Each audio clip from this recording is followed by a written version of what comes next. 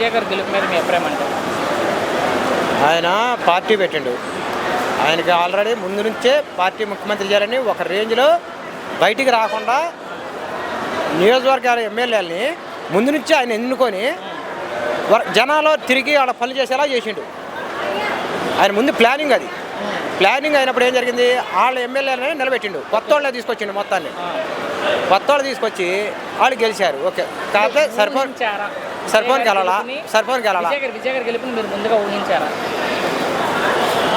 విజయ్ గారి గెలుపుని జస్ట్ నాకైతే తమిళనాడు వెళ్ళి అభిప్రాయం కాదు, జనం ట్రాఫిక్ అయితే జనం అనుకోవడం అయితే విజయ్ రాడు అనుకున్నారు. ఒక వారం ముందు, కౌంటింగ్ వారం ముందు కూడా అనుకున్నారు. ఓకే, ఎగ్జిట్ పోల్స్ ఎప్పుడైతే వచ్చినాయో జనానికి అసలు ఇక్కడ ఆంధ్రప్రదేశ్లో జనానికి అందుపట్ల ఈయన ముఖ్యమంత్రి అవుతాడు. ఎగ్జిట్ పోల్ వచ్చిన తర్వాత ఓహో ఈయన కూడా ముఖ్యమంత్రి అవుతుండా అనేది ఒకటి వచ్చింది. కానీ దానికి చాలా ఆయన ఏంటి ఒకే మాట మీద ఉండవు. బీజేపీకి అయితే పొత్తు పెట్టుకోనని ఆయన స్టాండ్ మీద ఉండవు. ముందు అదే స్టాండ్ మీద ఉండవు, దీనికి అదే స్టాండ్ మీద ఉండవు. అయితే ఇప్పుడు విజయ్ గారు గెలిచాక ఏపీలో ఎక్కువగా చర్చ నడిచేది విజయ్ గారిని పవన్ కళ్యాణ్తో ఎక్కువ పోల్చి ట్రోల్ చేస్తున్నారు. మరి మీరు చూసారో లేదో సోషల్ మీడియా? విజయ్ గారిని పవన్ కళ్యాణ్ అంటే ఆ రాష్ట్రం పరిస్థితులు వేరు, ఈ రాష్ట్రం పరిస్థితులు వేరు. వీళ్ళు ఏమంటున్నారు వైఎస్ఆర్లు, ఆయన పార్టీ పెట్టిండు ఒకడే గెలిచిండు, ఈయన కూడా పార్టీ పెట్టి ఒకడే ముఖ్యమంత్రి అవ్వచ్చు అంటున్నారు.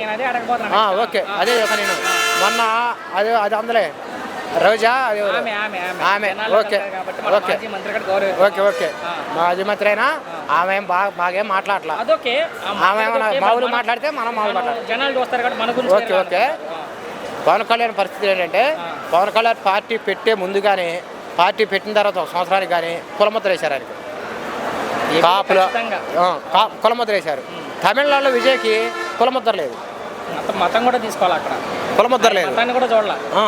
ఓకే, ఆ పరిస్థితుల్లో ఏం జరిగింది, ఆయన ఒక హీరో కానీ ఆ కులముద్ర లేకపోవడం వల్ల ఆయన ఆ రేంజ్లోకి ఎదిగిండు. ఈయనకి ఏం చేశారు, రెడ్లు ఉన్నారు, ఆయన కాపు కులం కాపు పార్టీ అని ముద్ర వేశారు. కమ్మోళ్ళు ఉన్నారు, పొత్తు కలుపుకున్నారు కాబట్టి పవన్ కళ్యాణ్ మీద ఆ ముద్ర ఇట్లా చెప్పేదేనండి. కమ్మూరు కూడా మీరు ఉన్నది మాట్లాడిన కులాలు తీసుకొచ్చి మాట్లాడతారంటే నా ప్రశ్న ఏంటంటే ఈ భారతదేశంలో కులాలంటే కరెక్ట్, మీరు వాస్తవం మీరు చెప్పేది కాదనట్లా. ఆయన మీద కమ్మూరు కూడా కులముద్ర వేసేవాళ్ళు, ఇది కాపుల పార్టీ అని. నా ప్రశ్న ఏంటంటే మీరు చెప్పేది వాస్తవమే, బట్ కులాలు వస్తున్నాయి కాబట్టి అసలు ఈ విషయంలో పవన్ గారికి సంబంధం లేదు. కానీ సంబంధం లేకపోయినా ఆయన లాగి ఆయన ట్రోల్ చేసే వాళ్ళకి ఏం చేసుకోవడం అంటారంటే అవన్నీ వేస్ట్ మాటలు.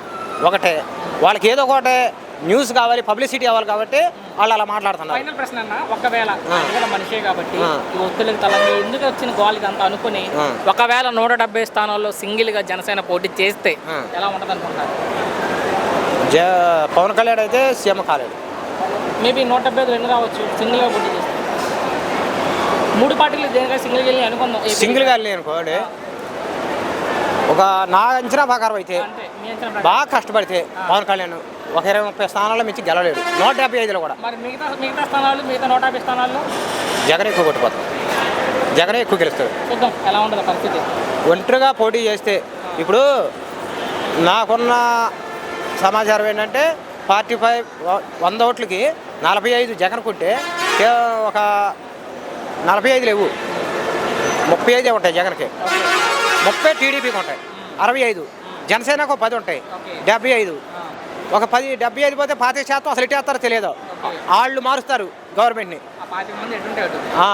వాళ్ళు గవర్నమెంట్ చేంజ్ చేసేది.